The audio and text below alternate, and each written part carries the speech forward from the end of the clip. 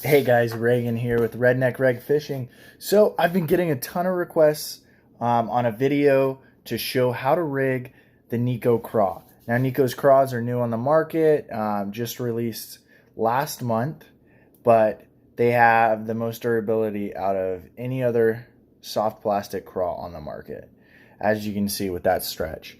So that's like the biggest advantage when you're fishing with Nikko's Craws is you get that durability, fish aren't ripping claws, and you don't have to switch baits constantly. I mean, one bait can last over 50 fish. So, but let me show a quick lineup of the baits. So right here, I'm going to show it off. Here's the lineup of colors. Right here, we have Fusion, Magma, and that Magma is a hot color. There's your Mudbug, Galaxy, and then Eclipse. These things just look beautiful. So now I'm going to start with my favorite way.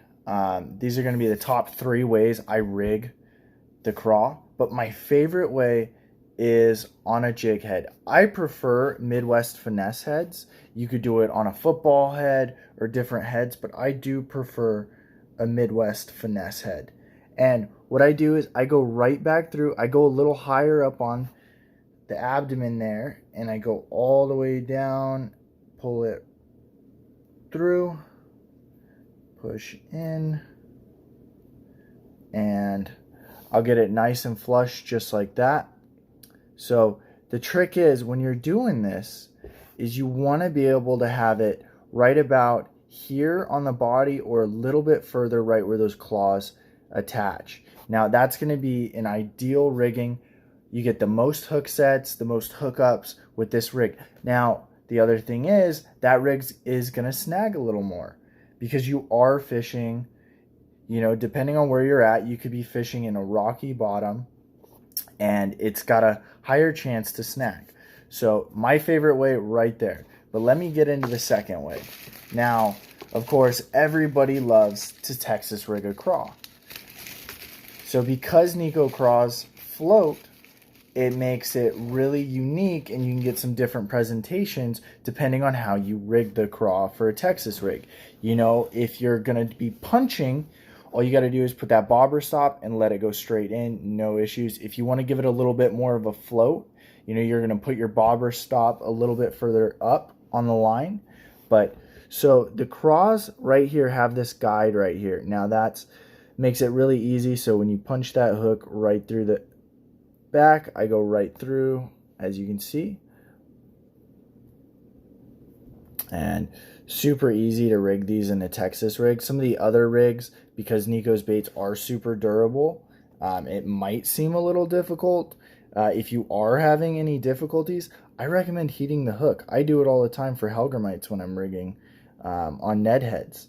So, but once you get it on, as you can see, I'm using a 3/0. I recommend 3 or 4. But you can actually make these guys completely weedless. There's a whole slot right here. And let me show a better example. I'll show it on this one. As you can see, that slot is designed to help keep your bait weedless. Now you can skin hook in there to even make it more weedless, but it gives it a really nice flush look where that hook point doesn't even stick out. So when the fish bites down, you can just set the hook and you got him. So that's going to be my second. Now let me show you my third. This is a really unique way, and a lot of people pass up this rigging method just because it's not that common.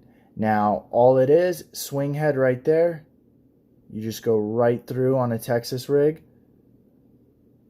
and then you push down, on a hook, and then you're going to push down, you're going to lock that on, and now you have a swinging free bait right there. Now that's a really unique way and a really cool way to do it. Of course, you can Jika rig, and there's so many other ways, but those are going to be my top 3 ways to rig the Nikko Craw.